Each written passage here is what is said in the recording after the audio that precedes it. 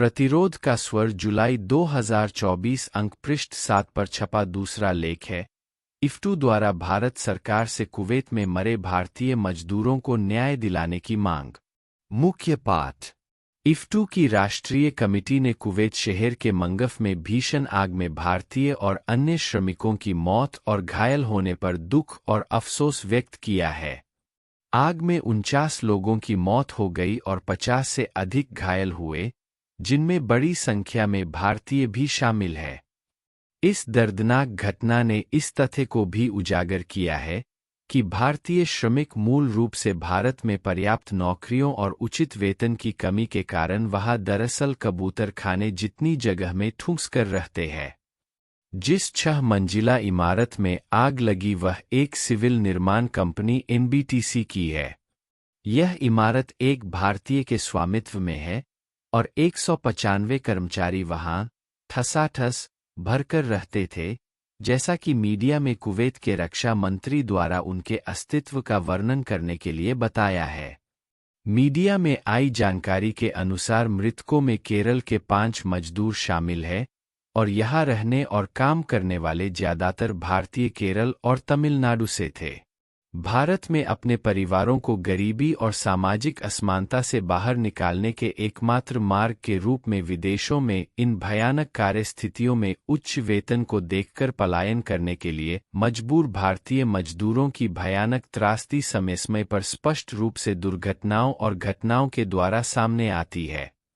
परिवार जीवन भर टूटे फूटे रहते हैं, जबकि एक पिता या नर्सों के मामले में एक मां विदेश में जीवन भर कष्ट सहती रहती है।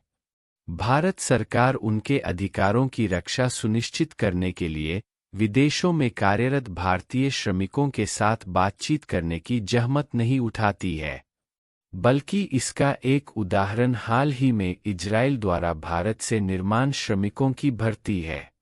यह भारत सरकार द्वारा पूरी तरह से समर्थित था, हालांकि यह स्पष्ट था कि श्रमिक केवल उचित वेतन के लिए अपना जीवन दांव पर लगा रहे थे। इफ्टू राष्ट्रीय कमेटी उन परिवारों के प्रति गहरी सहानुभूति और संवेदना व्यक्त करता है जिन्होंने अपने प्रियजनों को खो दिया है। हम भारत सरकार से आह्वान करते हैं कि वह घायलों का पर्याप्त और पूर्ण इलाज सुनिश्चित करे और इसका खर्च वहन करे। 2 संबंधित परिवार के सदस्यों और शवों और घायलों को कुवैत से, जैसा भी मामला हो, मुफ्त परिवहन की व्यवस्था करे। सरकार को यह सुनिश्चित करना चाहिए कि NBCT श्रमिकों को पूरा बकाया और मुआवजा दे और घायल भारतीय मजदूरों की नौकरियों और अधिकारों की भी रक्षा करे। भारत सरकार को यह सुनिश्चित करना चाहिए कि कुवैत सरकार अपने कर्मचारियों के जीवन के साथ खिलवाड़ करने के लिए ऐसे प्रबंधनों पर मुकदमा चलाए।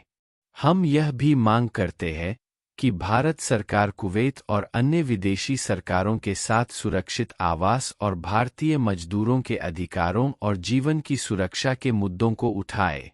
ऐसी त्रासदियां हम भारत के मजदूर वर्ग के लिए एक आह्वान है कि हम न केवल नौकरियों, अधिकारों और वेतन के लिए बल्कि समाज के अन्य उत्पीड़ित वर्गों के साथ मिलकर एक जनपक्षीय भारत के निर्माण के लिए संघर्ष तेज करें।